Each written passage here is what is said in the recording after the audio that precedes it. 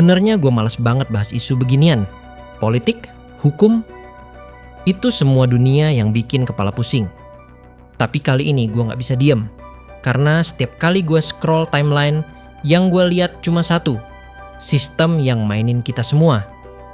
Dan buat kalian yang nonton, siapkan kewarasan kalian 3 kali lipat. Karena kali ini kita akan membahas isu yang menguras emosi, empati, dan akal sehat.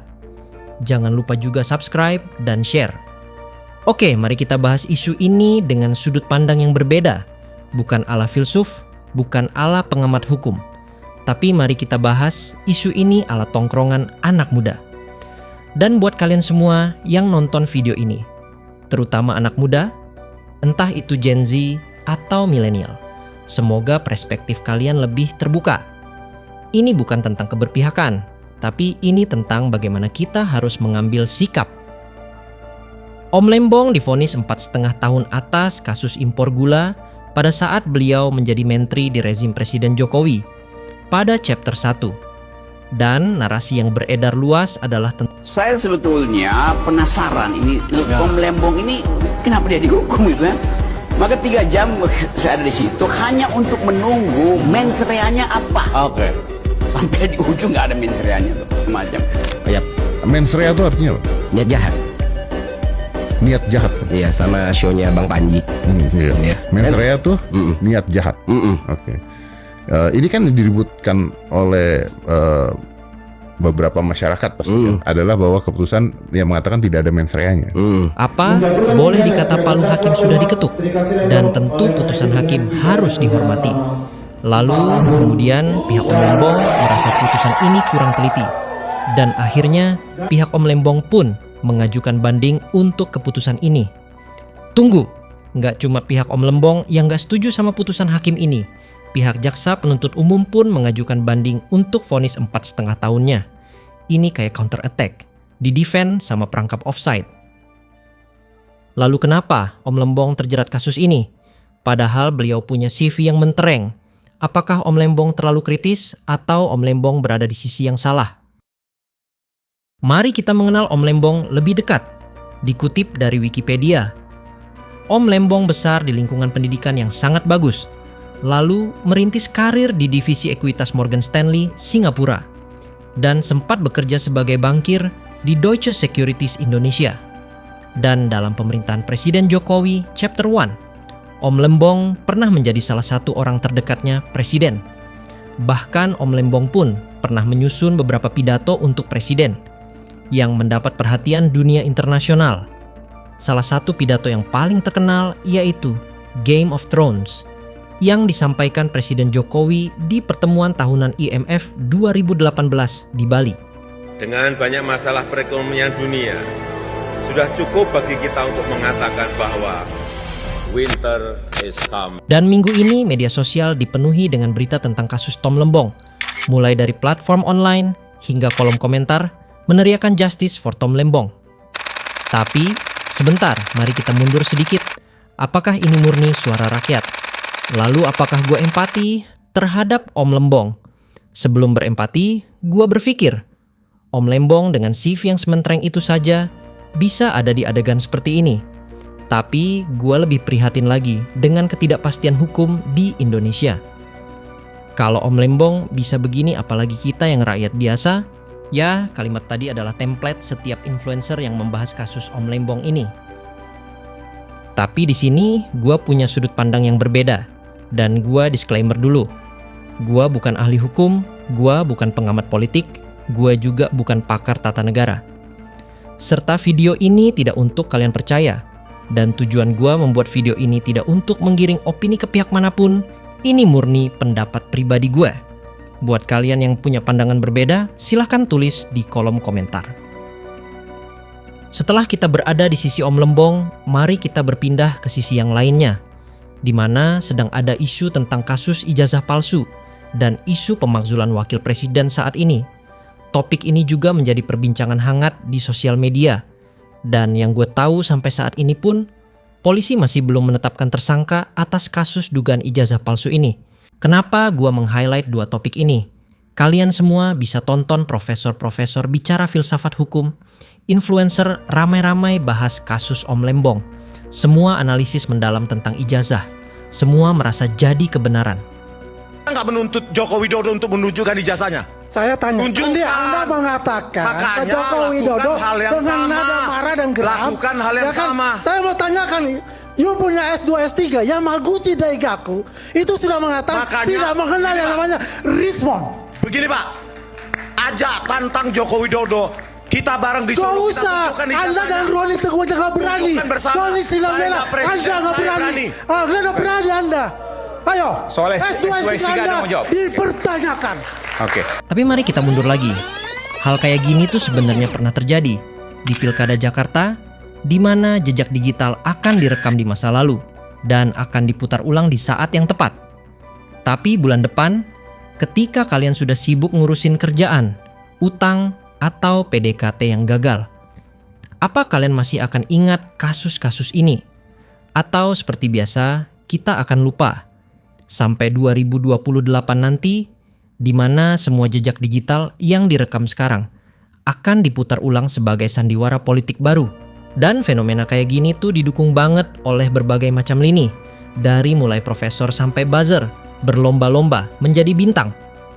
Dan kita cuma penonton yang dibius oleh semua ini serta jadi bahan bakar utamanya.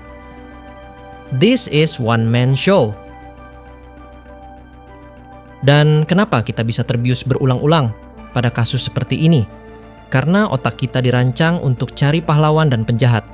Dan one man show politik memanfaatkan itu dengan cara ada tokoh sentral, ada konflik, dan selalu ada kepuasan instan yang ditawarkan.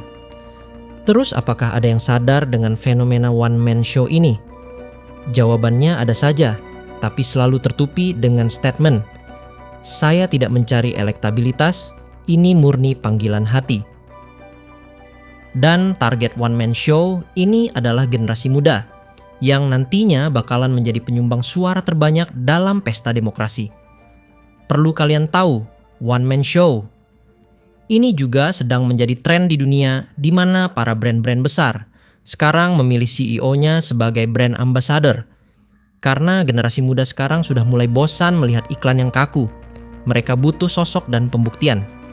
Di Indonesia sendiri, generasi muda sekarang adalah pasar yang besar untuk industri kemarahan, di mana kalian bisa mengetik panjang lebar di kolom komentar, lalu lanjut scroll lagi.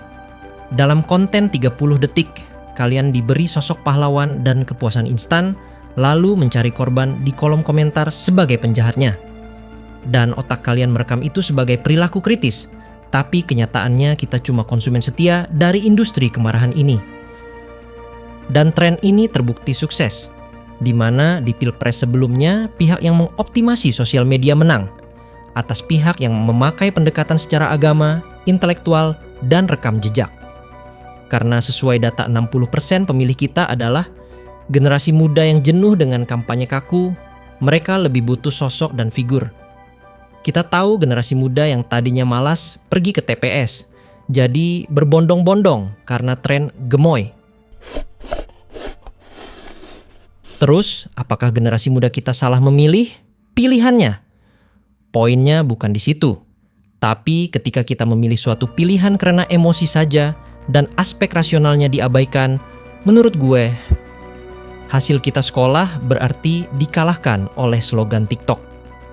Di mana mudah diingat dan menarik perhatian. Dan contoh one man show yang paling baru ada di Pilgub Jabar, di mana gubernur terpilih sudah sejak lama menghiasi platform media sosial, bahkan jauh sebelum mencalonkan diri. Apakah ini kebetulan? Ya, mungkin awalnya kebetulan, tapi yang gue tahu ketika kita masuk ke dunia politik, apapun itu, kita harus berpikir lebih keras dari Grandmaster Catur sekalipun. Bukan lagi 5 langkah, tapi 20 langkah ke depan, kita harus sudah punya prediksinya. Dan top performance-nya ada di kasus Vina Cirebon. Apakah kalian masih ingat? Di mana underdog story di highlight, lalu kita diberi tokoh sentral dan kepuasan instan. Kolom komentar? Jelas, ramai pro kontra. Apakah tren politik ini salah? Jawabannya sederhana sih. Politik itu terlalu rumit untuk kita kalangan menengah ke bawah yang kita tahu hanya Di mana lagi cari kerja setelah habis kontrak di tempat sebelumnya? Pajak apa lagi yang akan dibebankan kepada kita setelah sekian banyak pajak yang lari ke kantong pribadi?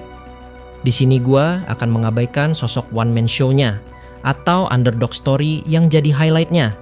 Karena pasti Om Lembong sebagai orang yang sangat terdidik sudah menganalisa konsekuensinya ketika beliau masuk ke dunia politik. Gua lebih empati terhadap ketidakpastian hukum di Indonesia, di mana sekelas profesor pun masih memperdebatkan pasal-pasal yang saking multitafsirnya sulit menemui kata sepakat. Di mana hukum yang harusnya sebagai dasar sebuah negara sekarang sudah bisa jadi seperti ini. Mungkin Indonesia gelap itu bakalan terjadi ketika generasi gua yang harusnya jadi pondasi bangsa malah gampang terdistraksi oleh kabar influencer yang hamil di luar nikah. Di mana kita sebagai generasi muda sebenarnya punya pilihan ketika tiba waktunya pesta demokrasi digelar. Kita bisa secara independen menentukan dan menganalisis visi dan janji dari calon sang pemimpin, bukan malah terdistraksi tren sosial media. Kalaupun kita harus berpatokan pada kolom komentar dan tren, kita harusnya bisa membedakan mana yang real suara rakyat, mana yang template buzzer. Dan sebenarnya kita semua tahu siapa sutradara di balik semua ini, tapi kita semua diem. Entah takut dibungkam atau memang bodoh amat. Ya, politik is politik, ibarat sebuah brand yang ingin menjadi pemenang di hati konsumennya.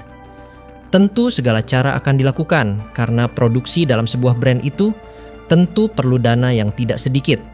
Dan menjadi pilihan utama untuk setiap konsumen tentu jadi pencapaian tertingginya. Di sini kita selaku konsumen harus mau jadi konsumen yang kritis, bukan cuma percaya janji yang ditawarkan iklan, tapi kondisi barangnya jelek. Dan akhirnya menyesal di kemudian hari. Tapi siapalah gua yang hanya orang kecil ini, di mana gua hanya mengekspresikan berisiknya kepala gua lewat platform YouTube. Gua di sini bukan karena benci negeri gua sendiri. Gua di sini karena Indonesia belum bisa kasih ruang buat mimpi gua. Di sini, gua kerja keras bukan cuma buat diri sendiri, tapi buat buktiin satu hal. Kita bukan generasi yang harus nerima keadaan, tapi kita generasi yang harus ubah keadaan. Indonesia itu kapal pesiar yang cukup megah, di mana kita sebagai warga negara yang harus menjadi nahkodanya. Dan ketika kapalnya akan tenggelam pun, sebagai nahoda kita harus menjadi last man standing di kapal kita sendiri. Gua masih percaya sama Indonesia, tapi gua gak mau nunggu sampai tua buat lihat perubahan. Makanya gue kritik, makanya gue ribut. Karena orang waras itu yang nggak diem aja pas lihat rumahnya kebakaran. Gue pergi bukan karena nggak cinta, tapi justru karena mencintai sesuatu yang belum cukup mencintai gue kembali. Dan selama hukum masih bisa dibolak-balikan, gue memilih berisik dari jauh. Tetap waras, tetap semangat, dan jangan cuma jadi penonton di negeri sendiri.